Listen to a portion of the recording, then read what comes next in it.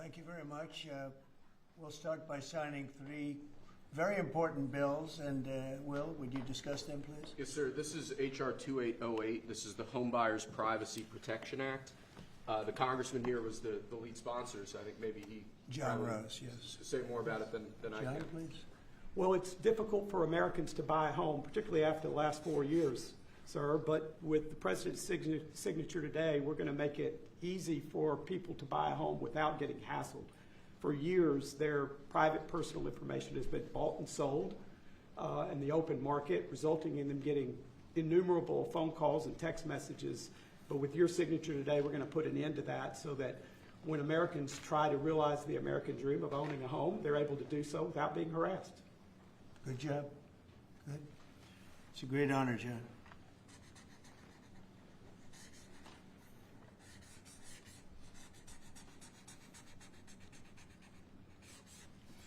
Okay, there it is. And that's going to help a lot of the homeowners of our great country. John, want to hold that? Sure.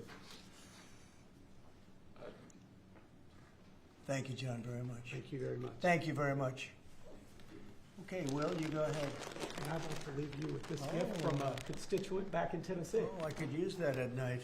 It's an American flag. That's very nice. I like that. Thank you, Mr. President. Thank you very much. That's very nice. Next, we have a number of executive orders for your attention, sir. Okay. From 1789 until 1947, our nation won some of its greatest military victories under the direction of a Secretary of War operating within a Department of War. Today, with this executive order, you will authorize the current Secretary of Defense and the current Department of Defense to once again embrace this great lineage and once again be named the Secretary of War and the Department of War. So this is something we thought long and hard about. We've been talking about it for months, Pete and I, and Dan. Dan came into the fold. By the way, a great general. He headed up the, I wouldn't call it an attack. I'd almost call that one maybe even more than an attack. What he did with Iran, you saw the success of that operation. It was perfect. In fact, this was sent to me by the great company that makes that particular B-2 bomber. And it was flawless. It was actually flawless. They flew for 37 hours back and forth, and there wasn't a bolt that was out of condition. There wasn't an engine failure. There was no problem. It was a perfect attack, and it knocked out any possible nuclear capability for Iran, which nobody wanted to see, and we weren't going to put up with. So great job, Dan. And we've been talking about this Department of War. So we won the First World War. We won the Second World War. We won everything before that and in between. And then we decided to go woke, and we changed the name to Department of Defense. So we're going Department of War. And I'd like to ask our Secretary of War to say a few words. Pete Hegseth. I think it's a much more appropriate name, especially in light of where the world is right now. We have the strongest military in the world. We have the greatest equipment in the world. We have the greatest manufacturers of equipment by far. There's nobody to even compete. And you see that with this and so many other things. The Patriots are the best. Every element of the military, we make the best by far. So, Pete, I'd like to ask you and maybe Dan Raisin-Kane to say a few words, please. Mr. President, thank you. After winning a war for independence in 1789, George Washington established the War Department, and Henry Knox was his first Secretary of War. And this country won every major war after that, to include World War I and World War II. Total victory, Mr. President, as you said. Then 150 years after that, we changed the name after World War II from the Department of War to the Department of Defense in 1947. And as you pointed out, Mr. President, we haven't won a major war since, and that's not to disparage our warfighters, whether it's the Korean War or the Vietnam War or our generation of Iraq and Afghanistan. That's to recognize that this name change is not just about renaming, it's about restoring. Words matter. It's restoring, as you've guided us to, Mr. President, restoring the warrior ethos, restoring victory and clarity as an end state, restoring intentionality to the use of force. So At your direction, Mr. President, the War Department is going to fight decisively, not endless conflicts. It's going to fight to win, not to lose. We're going to go on offense, not just on defense. Maximum lethality, not tepid legality. Violent effect, not politically correct. We're going to raise up warriors, not just defenders. So this War Department, Mr. President, just like America, is back. Thank you for your leadership and your clarity. We're going to set the tone for this country. America first, peace through strength, brought to you by the War Department. We're back. All right, thank you very much. Very well stated, and really it has to do with winning. We should have won every war. We could have won every war, but we really chose to be very politically correct or wokey, and we just fight forever. And then we, win. We wouldn't lose really. We just fight to sort of tie. We never wanted to win wars that. Every one of them we would have won easily with just a couple of little changes or a couple of little edicts. I was told that ISIS would take 5 years to win, and Dan Kane, when I told him how long would it take, he said, I think about 4 weeks, sir. I said, what do you mean 4 weeks? I was told 5 years by the people in Washington. You know who they were? 5 years. I said, you can't do it in 4 weeks. I actually flew to Iraq to meet with him, and I met him at a big air base, and remember that famous day, right? It turned out to be a famous day for our country because you're now the head of the Joint Chiefs of Staff, which is the biggest deal. And he is because he did things that everybody said he couldn't do. So they said it was going to be 5 years, and he knocked them out in about 4 weeks total, 100%. We took over, and ISIS was gone, and pretty amazing. But we never fought to win, and now if we have to fight it all, we solved 7 wars. We have the one that I thought was going to be probably one of the easier ones, and that's with President Putin and Ukraine. And that turned out to be one that's a little bit more difficult, but the 7 are done. They were supposed to be much more difficult to solve. I solved every one of them, and we're going to get the other one done too. But it turned out to be a little bit more difficult than I thought. And it'll get done or they'll be held to pay. But because they're losing 6 to 7, it used to be 5. I used to tell you 5. Now it's almost 7. I guess 7,000 people last week. 7,813 people, young soldiers, died. Russian and Ukrainian, not American soldiers. But it's a shame, and it's just they're human lives, and I want to see it stop. But General Kane's done a fantastic job, and again defeated ISIS, which they said would take a long time.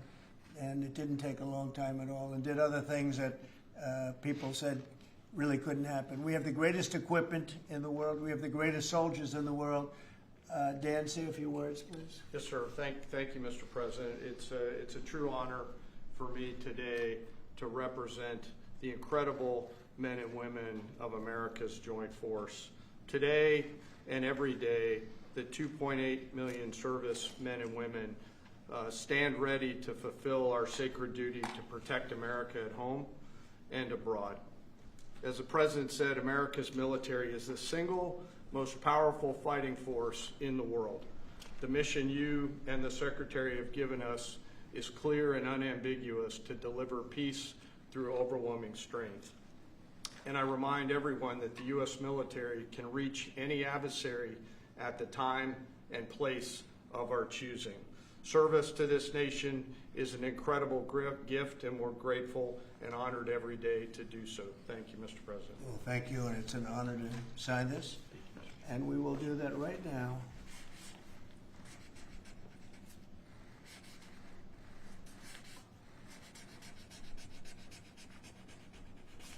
I think that's a big one, I'll be honest.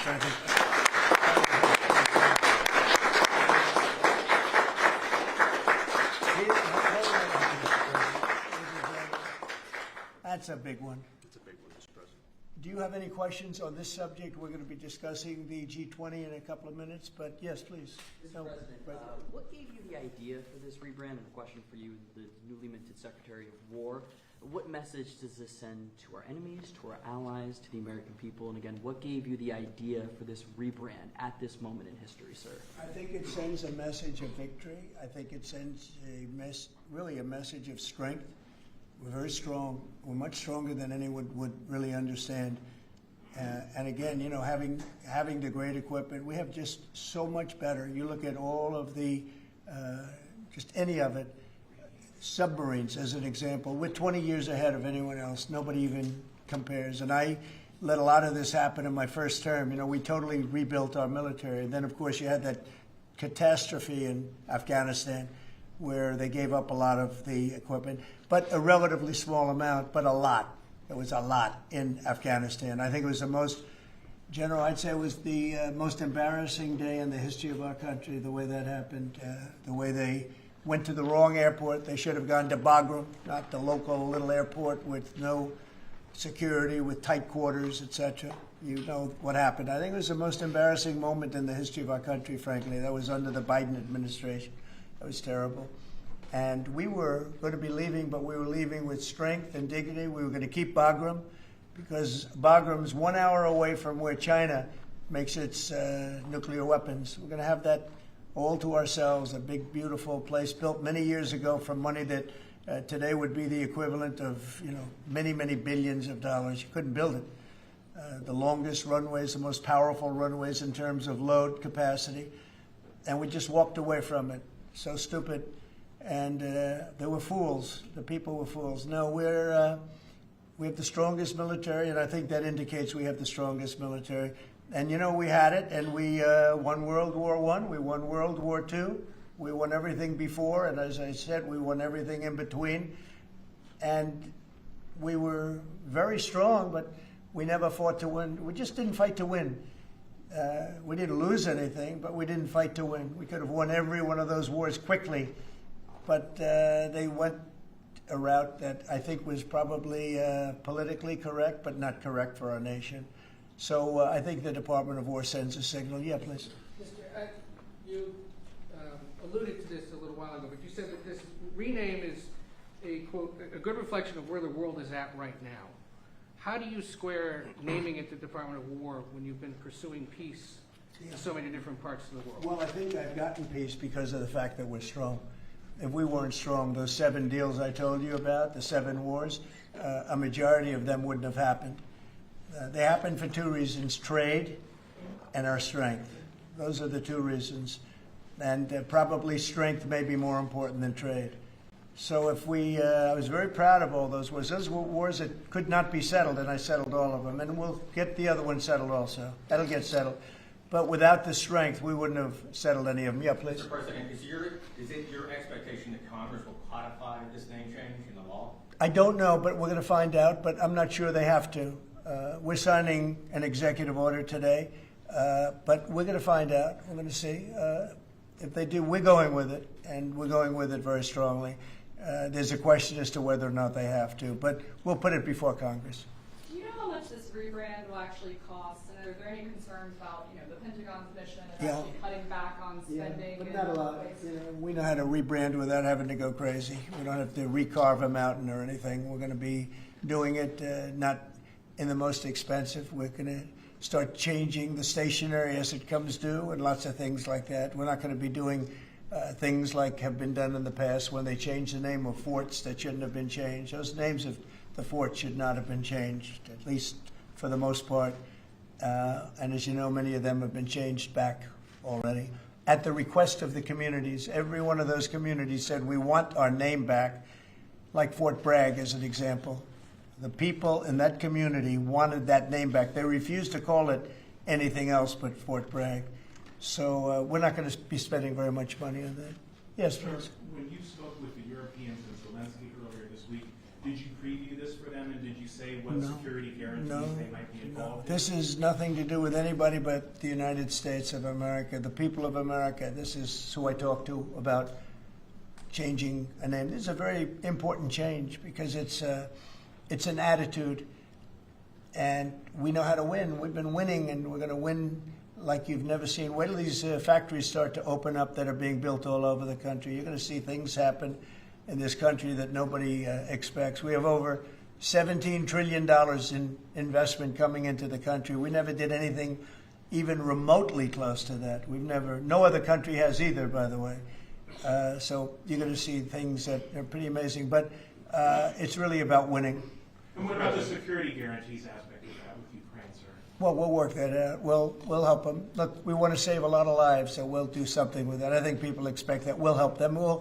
Europe will be first in by far, and they want to be first, and they want to see it end. Europe wants to see it end, and it'll end. It'll end all of a sudden. It's going to come together. You watch. Yeah, did you want something right? Right here. Yeah, behind you, please. Yes. Yes, sir. You haven't been shy about taking bold, decisive, offensive action to protect American values. Strikes in Iran, strikes this past Tuesday on the positively ID'd Tren de Aragua narco-terrorists. Is that going to be a critical function of the Department of War? It depends on the individual instance, you know. We don't want drugs coming in from Venezuela or anybody else or any place else, and we'll be tough on that. We don't want human trafficking. We don't want to see people coming in where they open their prisons from all over the world and they dump their prisoners into our country, which is what they did in the Biden administration, where they took insane asylums and places that held people that were seriously mentally ill, mentally incompetent, mentally dangerous, and they dumped those people into our country, and we're trying to get them out now. What they've done, what the Democrats and Biden have done to this country will go down in infamy. What they have done to our country, and especially that, you know, they created the worst inflation we've ever had. That's nothing compared to what they did with the people in our country right now. And we're getting them out, and it's not easy when you have the liberal judges destroying our country. But we've won them all. We've won it all, ultimately won it all. Hard process. It should be easy, and we know who it is. We know exactly who we're looking for. We had 11,000 murderers dropped into our country. We've gotten a lot of them out. Or in some cases, they're so dangerous, we were afraid to get them out because they'd come back in. But for the last 120 days, 0 people came in. Can you imagine? This is me speaking, but these are figures developed by, they say, a pretty liberal group of people. They admit that 0 people came into our country. Think of that.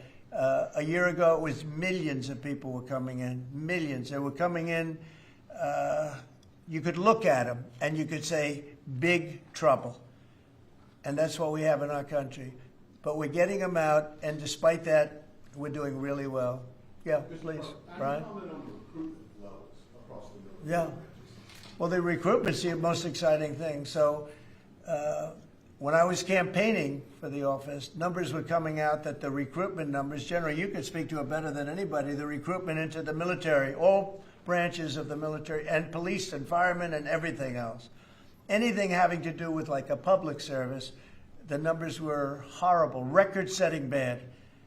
And now they're record-setting good. We're setting every record every month for recruitment. We're packed in the Army, Navy, Air Force, Marines, Coast Guard. My beautiful I love Space Command. I see Space Command, but Space Force has been, we've got a waiting list of people wanting to go in. A year ago, especially a year and a half ago, you know, when I took the lead in the polls, which was very early, it really helped with the recruiting. And when I won from November 5th on, it's been amazing. And over the last 4 or 5 months, we're just packed. It was very hard to get police officers. Now the departments are loaded up. Everyone wants to be a policeman or woman. So it's been a great thing. General, do you want to talk about that?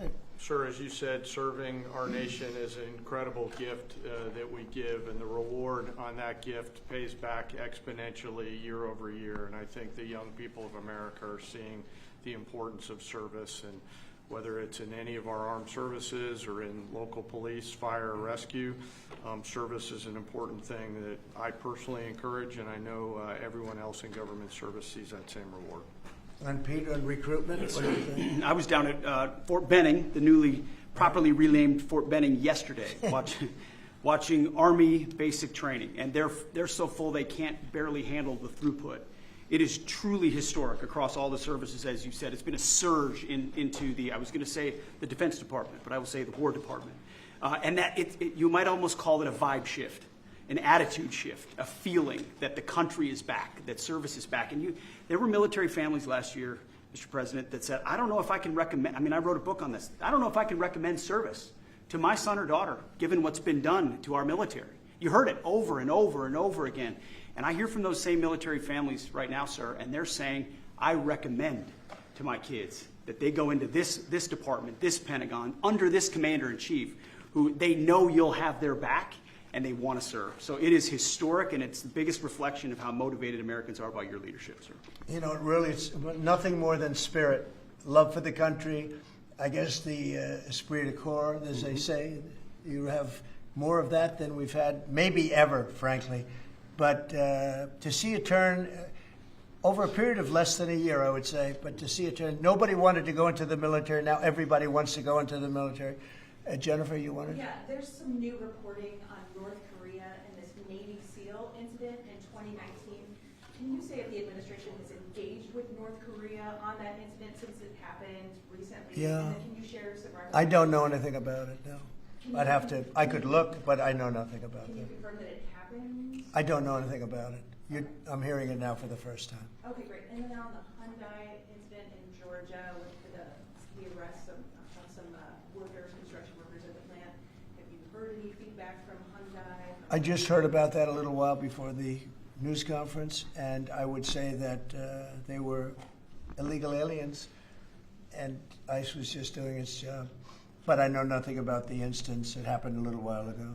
Okay? There has been some pushback on that, though, from South Korea already, and of course, they pledged to invest $150 billion in the U.S. and they were just here, last week. Are you concerned? Well, and they have the right to sell cars and things in our country. It's not like a one-sided deal. Are you concerned at all about, your immigration agenda potentially clashing with these economic goals? Well, we want to get along with other countries, and we want to have a great, stable workforce.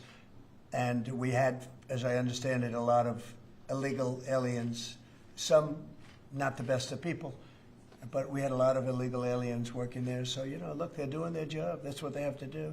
These are people that came through with Biden. They came through illegally. They came into our country, so we have to do our job. Mr. President, the now Department of War has been involved in the crime cleanup in D.C. You tasked Congress with proposing and passing a crime bill. What are some things that you would really like to see codified in that crime bill? Well, I think one of the things is the cashless bail. It's killing it. When that came out, the first time, that's when you saw the real big crime start to happen. Cashless bail, what a disaster that is. You murder somebody, you don't have to put up bail, and you go out in the street and you murder somebody else. That's what's happened. It happens so often. And that's one of the things. And other of the things you're reading about, it's a standard, but just a certain toughness. I have to say, one of the elements of fascination for people over the last period of time has been what's happened to D.C. So we've gone from one of the most dangerous cities in our country to what they call a safe city. It's a totally safe city. In fact, I set up dinner in Washington, D.C. next week. I wouldn't have done that, to be honest. I would have had an obligation not to do it before I came into office, or even at the very beginning when things were so corrupt and so dangerous out on the streets. So Washington, D.C. has had virtually no crime. We even have a mayor that's admitting to it, and she's a liberal Democrat, in all fairness. She's a person that hasn't gotten exactly along with Republicans over the years. And she said she's never seen anything like it. So Washington, D.C. is a totally safe city. We have virtually no crime. It's gone from the most unsafe city in the United States, almost, just about, to one of the safest cities, maybe the safest city in the United States. That's a tremendous compliment to our military, what we did. The National Guard's done a fantastic job. Yeah, please. Mr. President, can I ask about Florida real quick? Florida House Speaker Daniel Perez was at the White House yesterday as part of a leadership summit. Yes. And I understand you met with him separately. Mr. President, what did you talk about? And also, did you explore him running for Florida Attorney General? I didn't. We didn't talk about that, but he's done a fantastic job. He's respected all over the country, really. He's a leader, and he's done just a fantastic job. We didn't discuss anything having to do with his future. I'm sure he'd be very good at that. My second question, Alligator Alcatraz, sticking with Florida, a major ruling appeals court blocked the federal judge's order to close it, and if you remain open for now, your reaction? I think they've done a fantastic job in building it, the governor and everybody else that's been involved. It's an incredible facility. It's housing people for usually a very short period of time before they get brought back to their countries. As you know, we focus on criminals before we focus on anybody else, and we're taking thousands and thousands of criminals out every month out of our country, some of them murderers. And I think Florida's done a great job by building it, and whether it's Alligator, Alcatraz, or anything else you want to call it, I was there. I visited with the governor, with other people. I guess Nikki was there. Tom Homan's been there a lot. A lot of people have been there from. It's an amazing facility for what it is. It's not a hotel. It's not supposed to be a hotel, but they've done a great job with it, and I'm very happy with the judge's decision. You also mentioned Venezuela. I want to ask one more follow-up question on that. On the U.S. strike on the boat tied to a Venezuelan drug cartel, the Maduro regime is pushing back today. In fact, they say the U.S. seeks regime change through military threat. Your reaction to those words, and also, would you like to see regime change in Venezuela? Well, we're not talking about that, but we are talking about the fact that you had an election which was a very strange election, to put it mildly. I'm being very nice when I say that. I can only say that billions of dollars of drugs are pouring into our country from Venezuela. The prisons of Venezuela have been opened up to our country. They've taken their prisoners, the worst prisoners, murderers, Tren de Aragua. The worst prisoners that you can ever imagine are now happily living in the United States of America. Now, many of them we've gotten out. It's not easy to get them out because of the liberal system that we're working with in many cases, not in all cases. But millions and millions of dollars and billions of dollars of drugs are pouring out of Venezuela and other countries. Look, China, what they're doing with fentanyl is a terrible thing. It comes through Canada and it comes through Mexico, but a lot of it's coming through Venezuela. Venezuela's been a very bad actor, and we understand that. And when you look at that boat, you see the bags of whatever it is there. Those bags what those bags represent? Hundreds of thousands of dead people in the United States. That's what they represent. Yeah, please. Mr. President, your reaction to the jobs report this morning? Well, I'm going to talk about that in a minute. We have our great people here, so I'll talk that in a minute. Let's talk about this. We'll give a couple of because these two people want to get to work on the Department of War. So let's keep them first. Yeah. Mr. President, the DOJ is reportedly considering a ban on transgender people owning guns after the Minneapolis shooting. Do you think that they should... Are we talking in the military? In general. Okay, I thought you were talking about in the military. Did I'll refer to that then differently. Because it's not a military question, I'll be able to pass on that very nicely unless you'd like to talk about it. Pete doesn't want any part of that question. Yes, please. Mr. President, who do you blame for losing India to China? In your post earlier today in the morning, you did put that out. I don't think we have. I've been very disappointed that India would be buying so much oil, as you know, from Russia. And I let them know that. We put a very big tariff on India, 50% tariff, very high tariff. I get along very well with Modi, as you know. He's great. He was here a couple of months ago. In fact, we went to the Rose Garden, and the grass was so soaking wet. It was such a terrible place to have a news conference. I said, well, let's use a beautiful white stone emblematic of the White House, okay? And it's been very well received. But we had a news conference on the grass. That was my last news conference I had on the grass because everybody sunk in. You probably sunk in. Every reporter out there, they ruined their shoes. We made that change. It's been a really well-received change. Yeah, please, go ahead. On Venezuela, you've sent F-35s down to Puerto Rico. You've sent naval vessels into the Caribbean. You're concerned about drugs being illegally sent into the United States. How do you describe this build-up, this situation? Well, I just think it's strong. We're strong on drugs. We don't want drugs killing our people. I believe we lost 300,000. You know, they always say 95, 100,000. I believe they've been saying that for 20 years. I believe we lost 300,000 people last year. I know families that lost their son. Those families will never be the same. I know a family lost a daughter, a beautiful daughter. In fact, it was like she took something that she thought was like a minor deal, and it turned out to be riddled out with fentanyl. The size of the head of a pin. and you're dead. And no, we're stopping the drugs. We're going to save a lot of people. Look, whether it's 100,000, but it's not. It's 350,000 people died last year from drugs.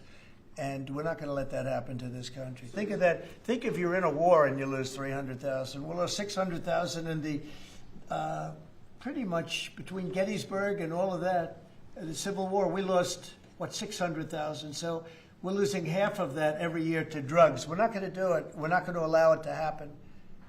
You think of the wars. If we lost 600,000 people in a war, but we lose that every 2 years, more than that. So it's 300 to 350,000 people. And when I see boats coming in, like loaded up the other day with all sorts of drugs, probably fentanyl mostly, but all sorts of drugs, and we're going to take them out. And if people want to have fun going on the high seas or the low seas, they're going to be in trouble. I will tell you, boat traffic is substantially down in the area that happened. And they called it the runway. It's a runway to the United States.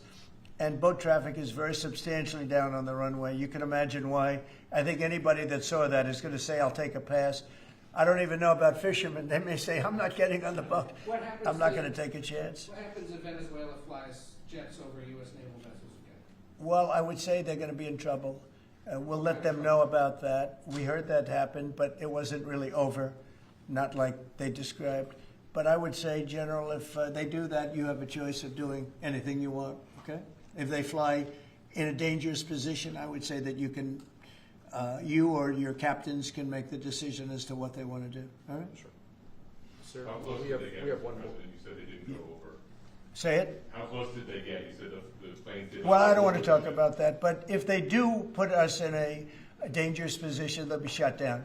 Thank you very much, everybody. So we're going to now cover the G20, and I'm going to let these people go back to the Department of War and figure out how to maintain peace. Okay? Thank you very much. Thank you. Congratulations, General. Thank you very much. Appreciate it. Great job. Sir, just before G20, we do have one more EO for you today. And I should also say that the Department of War EO that you signed was actually your 200th EO since you came back into office on January 20th. That's more than Joe Biden did in his entire term in office, more than Obama did in either of his 2 terms in office. So it's a momentous accomplishment, and congratulations. That's good, but Biden never signed one. No, yeah, you've done every one up in here. They've been signed by the auto pen, right? Didn't he? So we really beat him by much more than you think. The 201st executive order, sir, this relates to hostages and wrongfully detained Americans. This provides a new legal mechanism to declare foreign countries to be countries that engage in those sorts of practices, and gives your administration powerful tools to get American hostages out. This has been a focus of your administration this time around. Adam Bowler's here, and he's done incredible work already. This will give him even more. I think it's great, and Adam's amazing. So, Adam, do you want to describe how many hostages we've gotten out together, you and I, and you and a couple of other people that we know, and me and a couple of other people that you don't know, but we've gotten a lot of hostages. Do you want to describe it? Mr. President, you brought back 72 hostages since your term. If we compare that to President Biden, he has gotten 20 taken. So he is negative 20 taken. 20 taken. They don't take our people so often.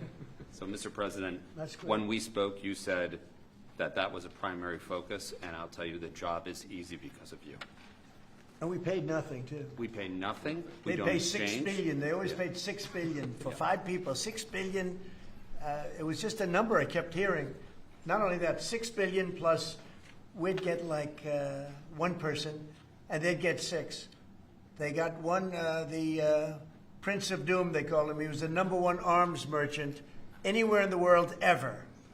And they got him out. And on top of that, we paid money.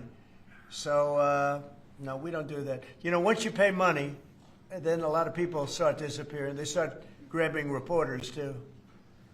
They think the reporter is going to get a lot of money. And to me, they would. You'll be well taken care of. I better stress that, because otherwise we have headlines. He said this or he said that. No, I'm not smiling about it. But they would. They'd be grabbing reporters. They'd be grabbing everybody. And especially when you pay the kind of money that Biden and Obama, they used to pay money that was crazy. We don't pay. And if you don't pay, they find it to be not a lucrative business anymore. That's fantastic. Would you like to say something? So it's really Spihar, Special Envoy Bola, it's Rick Grinnell, it's Steve Witkoff who brought Americans home. But with this EO you are signing today, you are drawing a line in the sand that U.S. citizens will not be used as bargaining chips, and it provides your Secretary of State, Marco Rubio, the same tool set to punish states who take our citizens wrongfully the same way that we can punish those who sponsor terrorists. This is a very significant EO you are signing today, sir. Thank you, Sebastian. Very good. You're doing a great job, too. And this is your Director for Hostage Affairs at the NSC. Yes, and I hear. So Julia was seminal as well to all of this. I heard you're doing unbelievable. Would you like to say something? Absolutely. It's a outstanding EO, absolutely unprecedented action against those foreign adversaries who would take our people. They now know they are on notice, and it's not acceptable. And if you take our people now, you will pay. You know, Adam gave up a job where he was making tremendous amounts of money, big stuff, top of the line, Wall Street, and he wanted to do this. He wanted to do hostages. I offered him other jobs too, very big jobs. He said, I was shocked actually, he didn't want them. He wanted to do hostage negotiation, and pretty amazing. Thank you very much. Appreciate it. Appreciate it. Thank you all. Do you have any questions for them on this very important subject?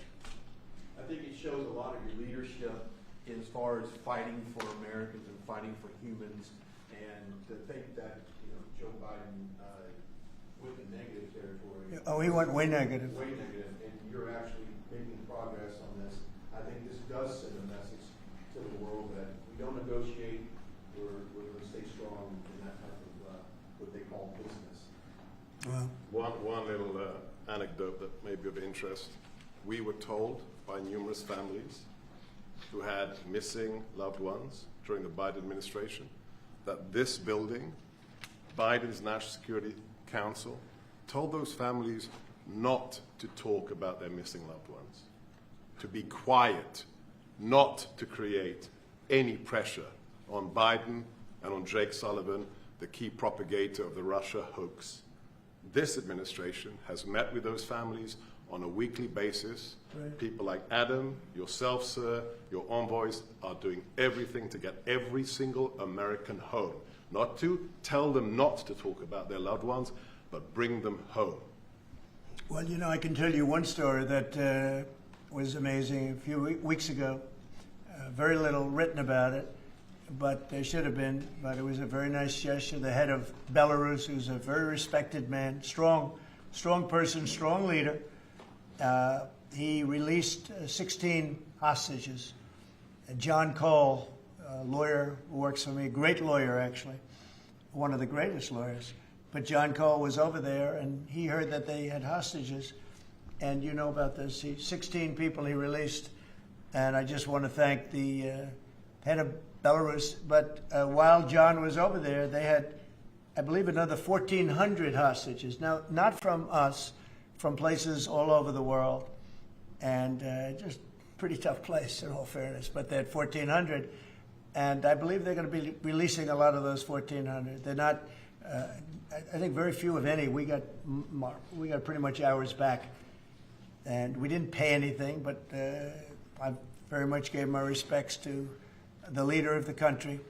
Was again, he's a very strong man, but he's got 1,400 or 1,500 or a large number, and we're talking about releasing them. Some are political, I guess. A lot of them are political.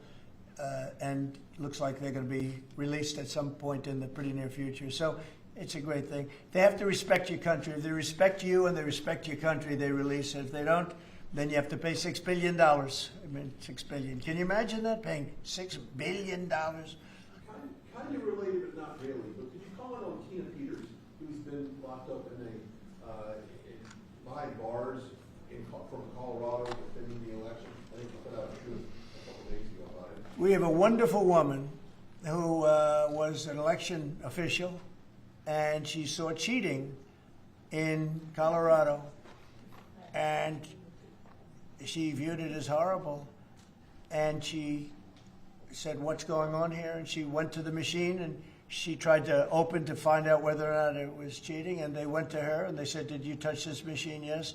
And they arrested her. They arrested her instead of the people that did the cheating. It's a state charge, so it's hard to do anything with, but we're gonna do something. What they did in Colorado, look, Colorado just went to all mail-in voting. That means they cheat. That's why they lost, that's one of the reasons, but that's a big reason why they just lost the whole Space Command situation that is going to Alabama. But when you have mail-in voting, you have nothing but cheating. But this woman is a real patriot, and they put her in jail for a long time. She's 72 years old, 73 years old, and she wanted to find out. She didn't do anything. She touched the machine. She looked at the machine. She's trying to find out what was going on. And they went and arrested her for doing that. And it was supposed to be the other way around. I'm glad you brought that up. They should let her go. Let her out. Thank you. Yeah, please. This isn't really a subject that's talked a lot about, Mr. President, but what about your team's strategy has made them so effective in getting a record amount of these hostages, many of whom have been forgotten about home? I think they respect us. I think they respect us. They know we're not going to pay. Adam is a great negotiator. Steve Witkoff is a great negotiator. Seb is a great negotiator. They're all smart people. They're a little bit natural negotiators. Some people aren't good negotiators. There's nothing you can do about it. And they're afraid of you, sir. Yes. Yeah, well, maybe. I don't know. I hope so, or whatever. We have the best. I'd like to say respect, but whatever it takes. Yeah. I actually say whatever it takes. But we've gotten a lot of people out, and we'll continue. We don't have too many in. How many are you working on right now? There's not a lot left. Yeah, we got most of our people out. We got them mostly back. Mr. President, do you have an update on the negotiations to release the rest of the hostages in Gaza? We're in very deep negotiation with Hamas. We said let them all out right now. Let them all out, and much better things will happen for them. But if you don't let them all out, it's going to be a tough situation. It's going to be nasty. That's my opinion. Israel's choice, but that's my opinion. They got to let them out. You got 20 plus you have about 38 dead people. Young, beautiful, dead people. And I'll tell you, the parents want them every bit as much, almost more, than as if their son or daughter were alive. But you have many dead people that are coming out as part of the deal. It's 20 people, but I think of the 20, there could be some that have recently died, is what I'm hearing. I hope that's wrong. But you have over 30 bodies in this negotiation. Can you believe? I mean, we negotiate for people that are living here. We know that at least 30 people are dead, and we're negotiating to get them out. The parents want them back so badly, as if they were alive. Every bit as much. It's really pretty amazing. It's very sad. I'm in the middle of it. And I put out the other day, I said, we want all 20. We don't want two. I was the one with myself and my people, Steve Witkoff, and Jared Kushner was great on this. But they got a lot of people out. We got almost all of them out. They're down to 20. But, Adam, we got like a tremendous number out. But I always said when you get down to the final 10 or 20, you're not going to get them out unless you're going to do a lot. And doing a lot means capitulation. That's no good either. It's a very tough situation. But I put out the other day, let them all out. Every single one. No more twos and ones. We'll give you one this week, and in 2 months we'll give you two more. And there's negotiation going on right now. Okay. And real quick, what is the biggest challenge negotiating with Hamas right now? 10 to 20, what do they want to let them free? Well, they're asking for some things that are fine. Look, you have to understand, you have to remember October 7th. People forget October 7th. It's not an easy thing to forget, right? But people forget, or they maybe purposely forget October 7th. So, you have to put that into the equation very strongly. It's amazing. Some people even deny it. They deny it. They're crazy. But I've seen tape that's as violent as anything that you can imagine. Many of you have seen those same tapes. So you have to put that into the equation too. So it's not an easy situation. It's a tough one. But there are 20 people, maybe a little less, but there are 20 people that we want out. We want the bodies of these parents. They are. I've never seen anything like it. The level of love that they have. They want their children back. And, you know, I see demonstrations, big demonstrations in Israel about the hostages, not about the war, about the hostages, which puts Israel in a tough position because, you know, it's tough to prosecute a war when you have people they want the 20 people back. They just want them back very badly and everything that goes with it. So it's very sad. Thank you very much. We're going to talk now about the G20. I figured we could wrap 2 or 3 up. The last time I took a day off, everybody said bad things happened to me. You know that, Seb? I took 1 day off. I didn't take it off. I was working. In fact, I was here. But I didn't do a news conference, and they said bad things happened to the president. That's why they're fake news, Mr. President. It's fake news. You know, if you look, Biden, he had a press conference. He missed it for about a year, right? About a year. And I never saw any stories like that about him. He didn't have, and when he had one, they'd ask him, what flavor ice cream do you like? He'd say vanilla. How many times have they asked him that question? What's your favorite ice cream, sir? Vanilla. Okay, that's enough. Thank you, ladies and gentlemen. They don't have to go through this, but we all have a good time. I only do it for one reason. I think it's good for the country. And we are very transparent. There's never been transparency like we have. There's nothing to hide. So thank you very much on this, Will. Great job. Appreciate it. So we're going to talk about Florida, the great state of Florida now, because it's going to be a very exciting thing to host the G20. And as we celebrate our nation's 250th anniversary next year, the United States will have the honor of hosting exactly that, the G20 summit right here in America for the first time in nearly 20 years. This afternoon, I'm thrilled to announce that the 2026 G20 conference, which will be, I could read off the countries that we're talking about, but you know who they are, I think. Does anybody want me to list them specifically? Jennifer, you're okay? Okay, but will be held in one of our country's greatest cities, beautiful Miami, Florida, where we have the mayor with us, Mayor Suarez. And I want to thank Francis for being here. I thought he might be in this office. You know, he almost got there. It was a couple of votes. Right? A couple of votes. It's not as easy as they think, right? It's not that easy. But he's an amazing guy, very popular in Florida. The agenda for next year's summit is being organized by Treasury Secretary Scott Bessent, who is right here. Hi, Scott. I saw him standing over there, nice, tall, good-looking guy, but he moved very quickly. Carolyn, you did a good job. Does Caroline do a good job, would you say? Is she a star? How do you compare with the last administration's person? No? You don't want to get into that. Yeah, I think we're very happy with Caroline. But Scott Bessent is talking about a good job. He's done a fantastic job, and we're very proud of him. He's very much involved with the G20. And the NEC director, Kevin Hassett, who's truly a talented guy. And he's certainly being thought of to go to a different position, and we'll find out about that pretty soon. I don't know. Would you like to be that? I won't ask you that question. I think, who wouldn't want it? I think it's the greatest position in the world. You know, you come out, you make a speech, and then you go away for 30 days or 40 days, and you come out, make another speech, the market goes up or down depending on what you want to say. I've never seen an easier position than that. Unfortunately, you need good instincts, so we have somebody in there now that doesn't have them. We call them too late.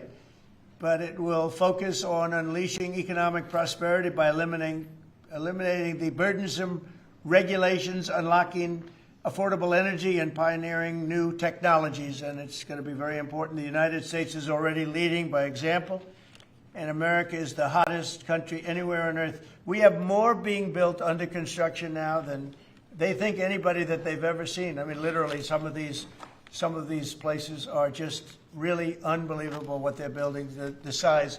You know, if you spent $50 million on a shopping center someplace, it's a big building, pretty big building. But when you spend $50 billion on essentially a building, a building is going up for $50 billion. They're going to be building their own electricity. and many of them have been given permits already to go, and they're starting construction. Some have started construction quite a while ago, and very early in the administration. We let them do that. You know, we have a grid that's obviously an old grid. It's been around for a long time. Could never handle the kind of numbers that you're talking about in terms of electricity, and we're letting them build their own plants. They build their own plants with their structures. So they build their structure, they build their buildings, and they build an electric producing plant with it, like Con Edison in New York that I grew up with, and like others that make electricity. They make it for New York. These plants will make it for their building, for AI. Then you have a lot of the car plants going up. Most of them won't need that kind of electricity, but they have the right to do that also. So we're allowing companies to build electric plants. They've become, essentially, Scott, I guess they become utilities, right? If you think about it. And it's very exciting. We're going to end up with more electricity than China, and it's going to be built at no cost to us. And I'm telling them, build more than you need, and you'll sell it back into the grid. So they'll be able to sell it back into the grid on top of everything else at no cost to the American taxpayer. It's very exciting. And frankly, if we didn't do that, we wouldn't be leading with AI. We wouldn't be probably even doing any AI. It would be 20 years to get an approval. So they're building massive amounts of electricity as we speak. We've eliminated $5 trillion worth of federal regulations, another big thing since I took office. And if you remember the first term, we took out more regulation than any other president in history times. You could add the top 4, and they wouldn't come anywhere close to what we were. That's one of the reasons we had such the most successful 4 years of any president economically, and this is blowing it away. I think this will blow it away. When these plants start to even getting close to opening, I think you're going to see numbers that we've not seen before. And we've increased oil production by more than 300 barrels a day. That's a lot. Blue-collar wages are rising at the fastest rate in 60 years, and trillions of dollars of investment is pouring into the USA. It's going to be over $17 trillion very shortly, and nobody ever thought a thing like that was possible. What made it possible were, number one, they were happy with November 5th. They were happy with the election. And number two, the tariffs are bringing countries in. I mean, it's so vital to our country. It's before the courts now, and I hope we're going to do very well. We had 4 great opinions just come out, as you know, from judges. In a couple of cases, there were Obama-appointed judges that felt they had to do what was right for the country. So I respect that greatly. I respect them for doing it. But we have very strong opinions, and it'll end up going to the Supreme Court. And it's just vital for the country. Vital, absolutely. We're at a level that we've never thought we'd be at, and it's because of the tariffs. Countries are pouring into our country because of you avoid tariffs if you build here. If you don't build here, you pay a lot of money. But if you build here, so what people are doing is they're coming in, they're building here. No different than what other countries have done to us. But we have a big advantage over other countries. We have a market that we built up during our 4 years that was amazing. We took a commanding lead during that 4-year period. So it's a very exciting thing, but I look forward to showing our incredible success to the world when we visit Miami next year. And I'd like to ask Mayor Suarez, truly a highly respected gentleman who's loved in his city, and we're gonna do a great job. We're gonna work together and do a fantastic job. Mayor, would you say a few words, please? Of course. Thank you, Mr. President. It's a tremendous honor to be with you here today in the Oval Office to make this historic announcement, just looking at the sign, which is so beautiful. Good job. Yeah, it's a great job. As you know, Mr. President, you were elected by double digits. You were the first Republican president over 30 years to win Miami-Dade County. And you did it because you followed through on your promises. And in Miami, what we're doing is we are following through on those promises as well. We've kept taxes low. We've kept people safe. We've leaned into innovation. We've grown 150% in the last 10 years. We've created one of the most intriguing ecosystems in the world. And this decision is not only generationally important for the city, but it puts the city on the map as one of the truly great global cities. So on behalf of all of the workers of Miami, those that work in the hospitality industry, I know you own many hospitality assets and properties, all of the small business owners who are going to benefit economically from having the G20 in Miami. Tremendous benefit. It's going to bring in millions and millions of dollars. We just say thank you. We thank you for believing in us, We thank you for highlighting our city in a time where we have the lowest homeless rate in 11 years. We're on the precipice of having the lowest homicide rate in history, and with the lowest taxes. So we're following your America First agenda, and we're creating success in, Miami's the greatest city in the world, we believe. Thank you, Mayor. We'll see you down there. We'll see you down there before then, but we'll see you down there. Scott, would you like to say a few words? Yes, sir. So we're excited to have the G20, and what's important about the G20, President Trump's America First initiative does not mean America alone. It means America leads. So we will be holding the G20 in the capital of the world, Miami, next year to showcase the beginning of President Trump's second term. Will be a year and a half into it. We will have done peace deals, tax deals, trade deals. We've made the U.S. the best place to come, start a business, have tax certainty, energy certainty, and regulatory certainty. And it's going to be an exciting event. And the U.S., just as the President was saying earlier about the Defense Department of War, the U.S. is back on the international stage as a leader. We have whittled down the G20 back to basics. We are making it work for the American people better than ever. We have the G20 had become basically the G100 this past year. So it will be a concentrated group in Miami seeing the best America has to offer with American leadership, thanks to President Trump. Thank you very much. Great job, and a great job you're doing. Kevin, would you like to say a few words? Mr. President, I think this G20 meeting, where the world leaders will come to the great city of Miami, is going to be viewed as one of the most important meetings in global history, because what's going to happen is the golden age is going to be documented so well in the data by next summer that you're going to have one of the best speeches written for you that you've ever seen, because we're just going to be talking about the accomplishments of the next year. I think so. A lot of these plants are going to be open by then. Yeah, exactly. And a lot of jobs are coming in like I think we've never seen before. It's going to be great. Monica, would you like to say something? Thank you, Mr. President. We're so looking forward to having the United States of America host the G20 in Miami in December of next year. And we're also looking forward to having this as a showcase of American strength, vision, innovation, and power under your bold leadership, Mr. President. It is going to be the G20 in the Trumpian golden age.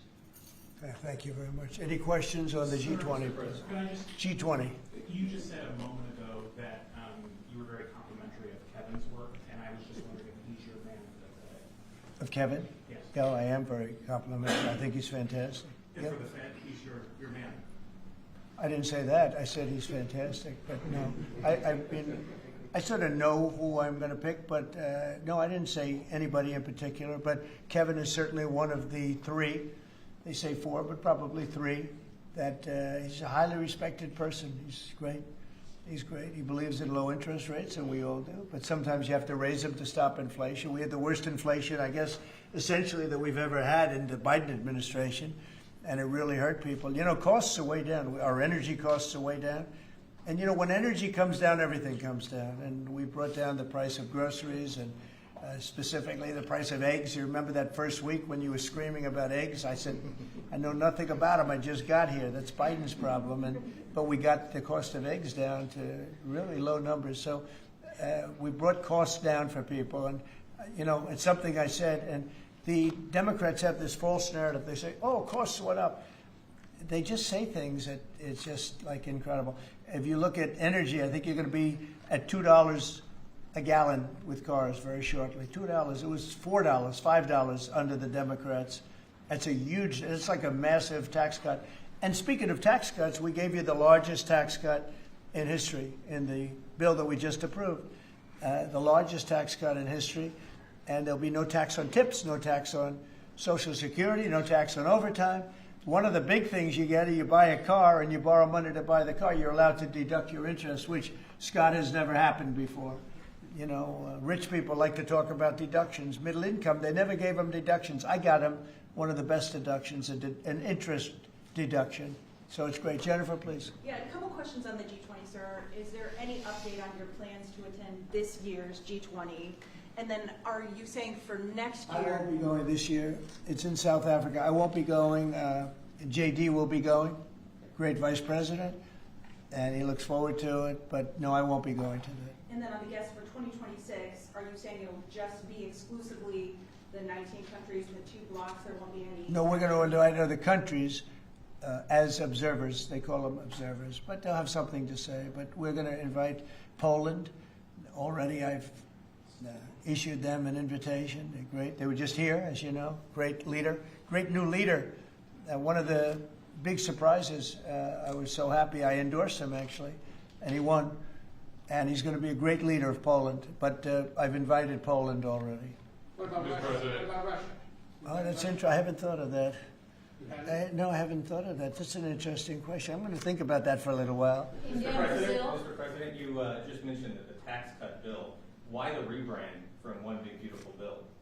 Oh, I just save words. I said the bill. It's one big. I actually call it the great. I actually call it the great big beautiful bill. But it's a lot of words. Is that how you want Republicans to kind of talk about it? When they I just want them to say what's in it. It's an incredible bill for the middle class, for the working person. You know, we are a party of the working. It used to be the opposite. The Democrats were for the working people, and the Republicans were supposedly for the rich. The Republican Party's taken in millions of people, and the Democrats have lost millions of people. They've gone crazy. Honestly, I think they're crazy.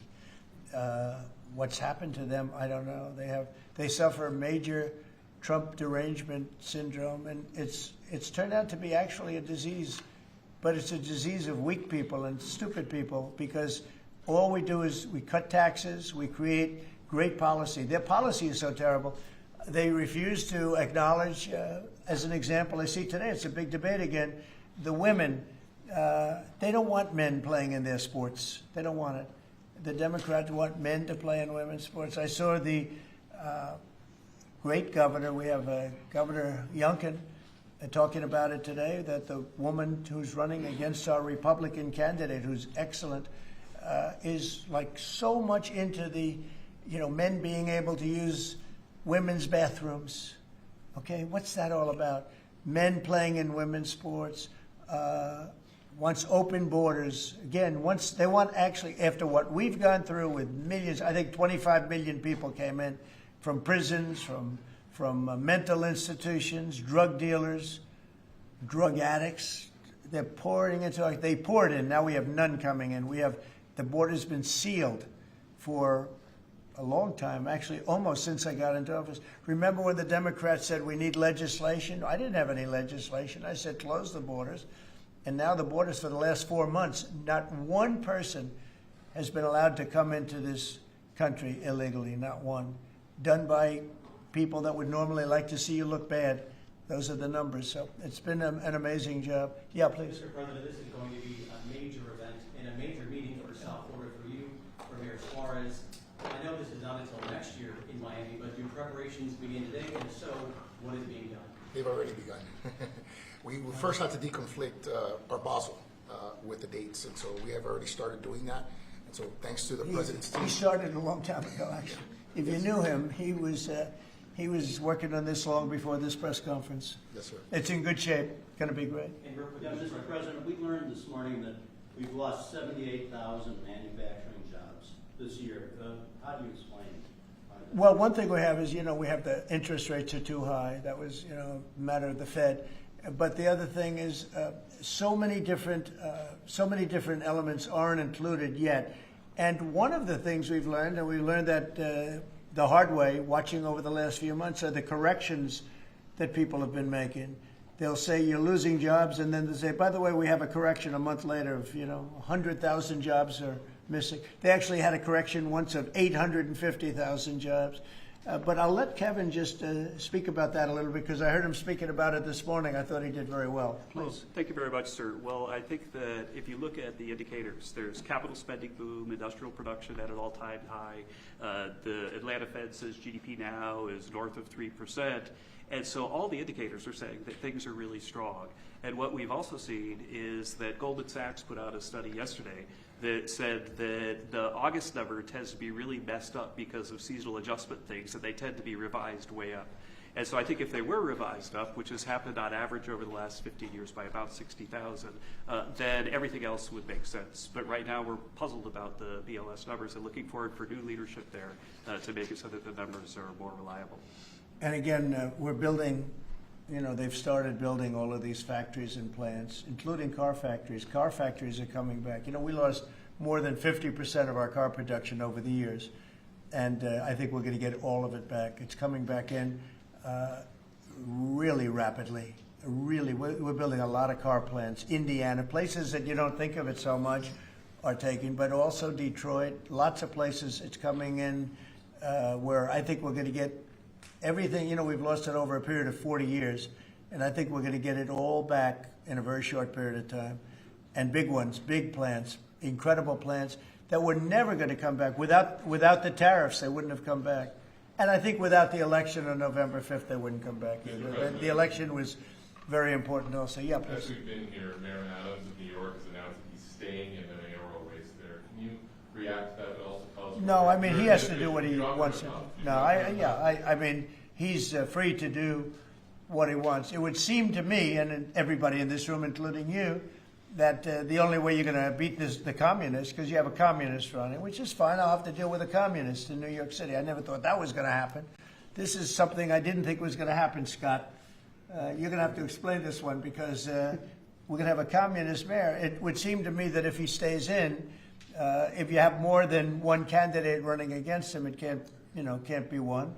If you have one candidate, if he's the right candidate, I would say that Cuomo might have a chance of winning if it was a one-on-one. If it's not one-on-one, it's going to be a hard race. And we'll get used to a communist, and he's going to have to go through the White House and get approvals for everything. And we're going to make sure that New York is not hurt. We want to make sure that New York is cherished and taken care of. And so I didn't know he was running or not running. But you didn't offer him an ambassador? No, I didn't do that. No, I wouldn't do that. It's nothing wrong with doing it, but I didn't do that. We understand that it'll be held at Doral. Yes, it's going to be at Doral, yeah. You considered that with the G7 last time you decided against it. Why go forward with it now? Well, I think that everybody wants it there because it's right next to the airport. It's the best location. It's beautiful everything. They actually requested that it be there because locationally it's the best. And we will not make any money on it. We're doing a deal where it's not going to be money. There's no money in it.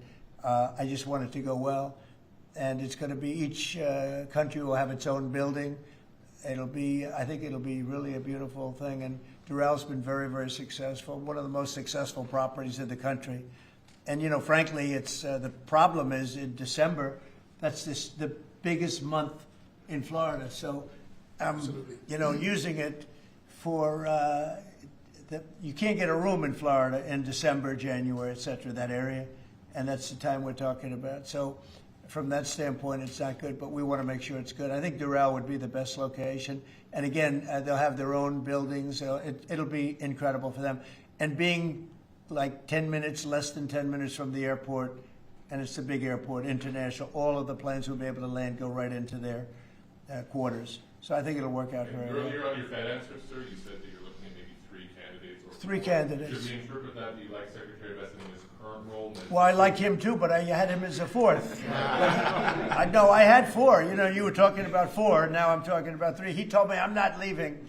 He wants to be doing, and if he was leaving, he would certainly be one of the people I'd want to. But I asked him specifically. I could ask him right now, would you rather stay where you are as treasurer, or would you rather go to the... Sir, I'm the only person on the planet who does not want the job. Okay. He really told me, he said, I love what I'm doing. Should we assume I wouldn't want to really take him because he is doing a great job. Are the top 3 still then Mr. Walsh and Mr. Waller? I am looking at Kevin also, and I'm looking at, I would say you could say those are the top 3. Good job.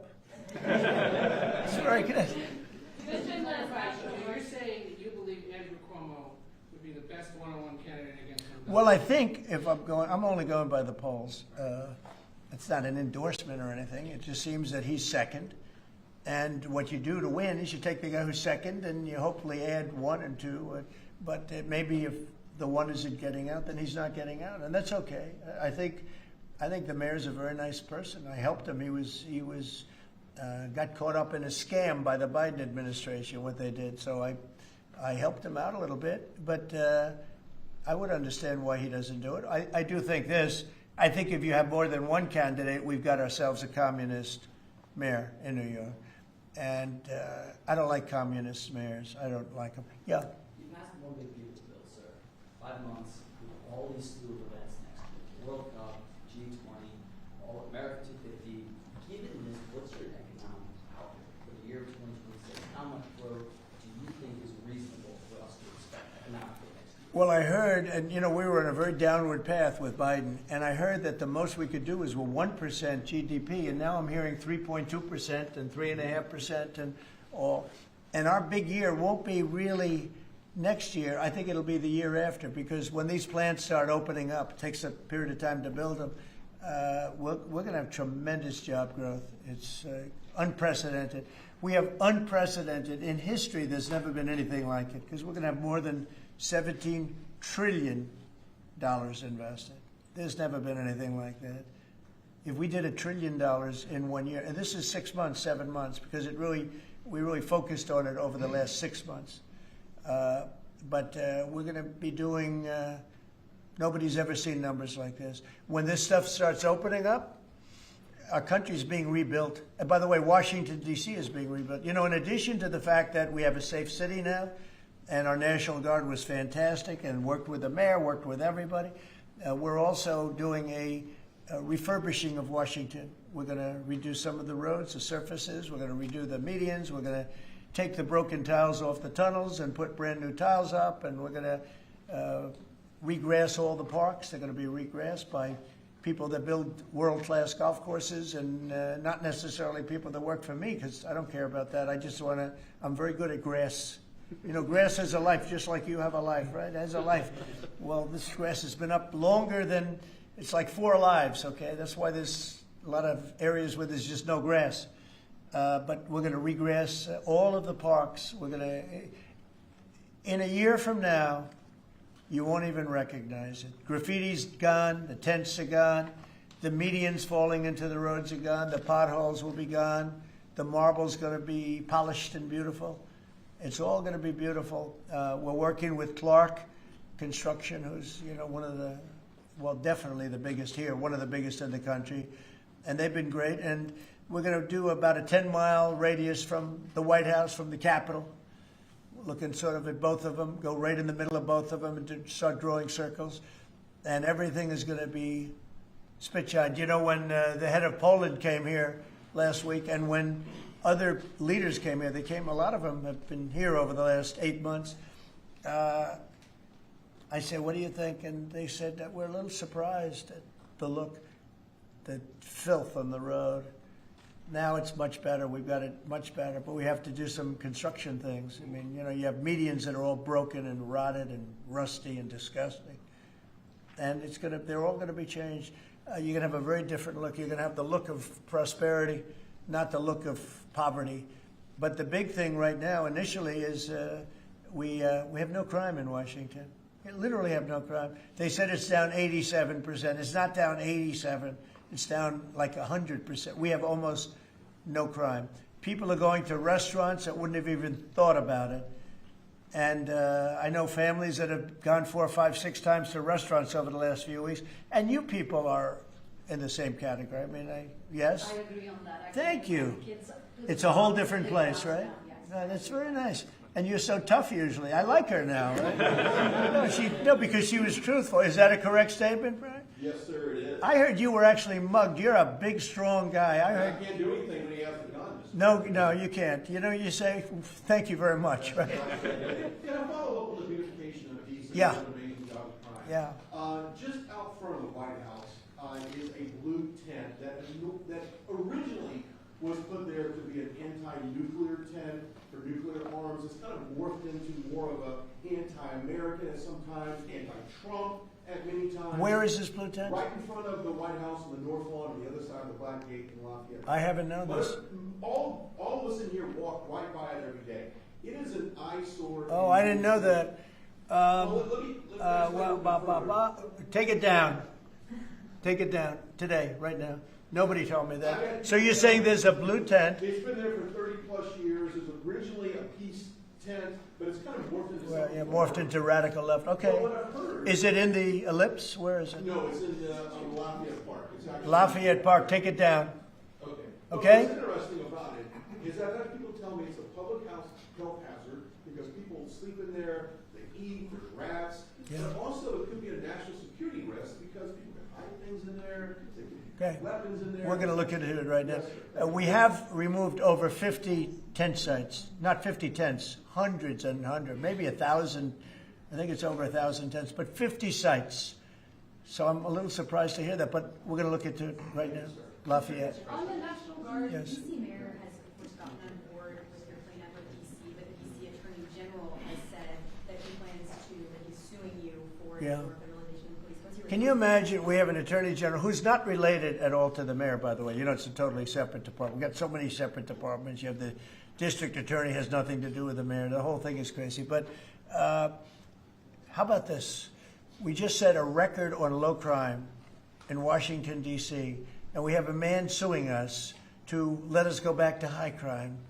We're going to have to be here for a little while to make this really work long term after we're gone. And so we're going to meet that head on, and I suspect we'll be very successful. And I can always declare a national emergency because it was a national emergency. But right now we have the safest city. We have now one of the safe cities in the country. We had almost the worst. I mean, a city that was as bad as some of the horror shows that you've heard about for years. And we're going to fix some of those horror shows too. Okay? President, the Google ruling today that you posted on Truth Social about the Europeans fining Google.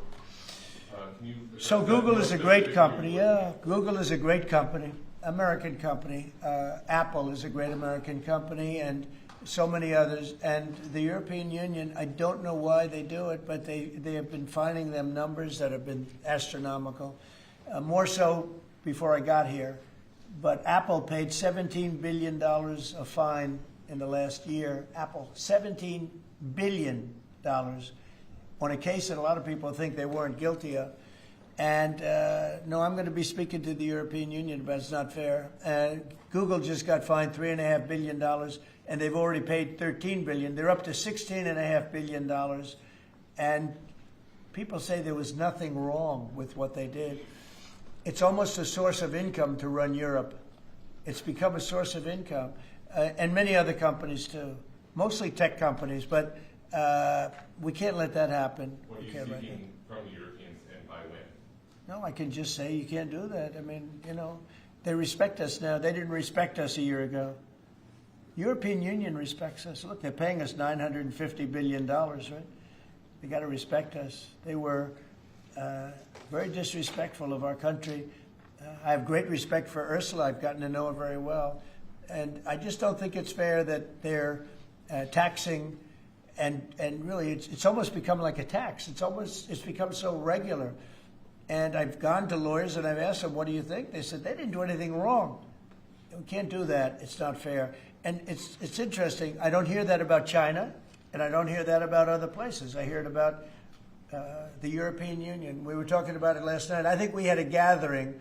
That was the highest IQ group of people I think any room has ever had last night, you know? It was about as high as you can have. All the tech geniuses were there. They love their computers. They would tell me more about chips that I want to know. Did this come up last night? Yeah, it did. It did come up. A couple of companies said that they were taxed by the European Union. It's interesting. They weren't complaining about, in that regard, China. They weren't complaining about other places. It's the European Union, and they have. Apple was again forced to pay $17 billion last year. So I think we're going to change that around. It's just not fair. We don't want that to happen to our companies. And you know, if somebody does that, we should be doing it to them. They've got to pay. Let them pay us. But you just can't do that to our companies. Yes. Was Elon Musk invited to the dinner last night? I wanted to go back to the G20 real quick in Miami. You know South Florida very well. Many cities are being considered for the G20. Was this a hard decision, or did Miami just stand out to you? It wasn't a hard, really. I mean, look, it's got the weather. We're in December, so it's, you know, cold in some places, and that's beautiful too. Cold weather's nice. It's all nice, you know, depending on the city. But no, Miami really wanted it. The mayor really wanted it. The people down there really wanted it. You might just address that for a second, Mr. Mayor. Yeah, as I said, I mean, a conference of this kind does two things. Number one is it puts us on the global map with the great global cities, and I think that's something that we've been trying to achieve for a generation. And I think number two, it's a tremendous boom for your economy. I mean, as the president knows, he has, multiple hospitality assets, and the working people of Miami, the small business owners, are going to benefit tremendously from the economic impact of a conference like this in our city. So it's an image thing, but it's also benefiting working people in our community. Do you think Xi and Putin will attend the G20? That's an interesting question. I'd love them to if they want to. I mean, they can, as observers. They'd be observers, so I'm not sure they want to be an observer. But Sir, if they want to, another we can certainly Florida- talk. Can I ask you another Florida question? The vaccine mandates that were rolled back for school children. What do you think about that? What's your Well, I think we have to be very careful. Look, you have some vaccines that are so amazing. The polio vaccine, I happen to think, is amazing. A lot of people think that COVID is amazing. There are many people that believe strongly in that. But you have some vaccines that are so incredible. And I think you have to be very careful when you say that some people don't have to be vaccinated. It's a very tough position. So I'd give you an answer. I'll give you a feeling. But just initially, I heard about it yesterday, and it's a tough stance. Look, you have vaccines that work. They just pure and simple work. They're not controversial at all. And I think those vaccines should be used. Otherwise, some people are going to catch it, and they endanger other people. And when you don't have controversy at all, I think people should take it. Okay? One more follow-up on your comments on the taxes. On the upcoming tax bill, are you discussing, do you want that new tax bill to eliminate inflation from calculating capital? When you say the upcoming tax bill, because when you have an upcoming, we just passed the biggest tax cut in the history of our country. So there's nothing upcoming. There's something that we just passed. So we passed the biggest tax cut in the history of our country for the middle class, for the worker. And that's the only bill that we're really talking about. We did a good job. It's very comprehensive. And I will say the Democrats, if you gave them every point that they wanted, every point that they've dreamt of all their lives, you wouldn't get one Democrat vote. They really are. They've become deranged, sick. It's crazy. If you gave them a list of the top 10 things that the Democrats wanted and you put them in a bill to get passed, you wouldn't get one vote. It's the only thing they have. They stick together, but they're dying. I mean, they're down to 16% approval rating, the lowest rating in history for either party. And we have the highest rating we've ever had. The Republicans have the highest rating we've ever had. On the National Guard, have you decided which city that you want to go into now? Yeah, I have. I have. I'm not going to say it now, but yeah, I have. We're going to go into another place and straighten it out. And I will say this: I watched today. I didn't know that was continuing to go on, but Portland is unbelievable. What's going on in Portland? The destruction of the city. Well, I'm going to look at it now because I didn't know that was still going on. This has been going on for years. So we'll be able to stop that very easily. We'll be able to stop. But that was not on my list, Portland. But when I watched television last night, this has been going on. You wouldn't be standing if you were the mayor. You would be. Can you imagine what they're doing? They're walking in, throwing smoke bombs into the store. These are paid terrorists. Okay. These are paid agitators. These are professional. I watched that last night. I'm very good at this stuff. These are paid agitators. They get paid money by radical left groups, not radical right groups, radical left groups.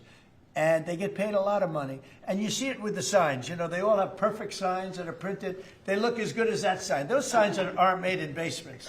They're made at professional printing offices, and they cost a lot of money. These are paid agitators, and they're very dangerous for our country. And when we go there, if we go to Portland, we're going to wipe them out. They're going to be gone, and they're going to be gone fast. They won't even stand the fight. They will not stay there. They've ruined that city. I have people that used to live in Portland. They've left. Most of them have left But what they've done to that place is it's like living in hell. Yeah, go ahead.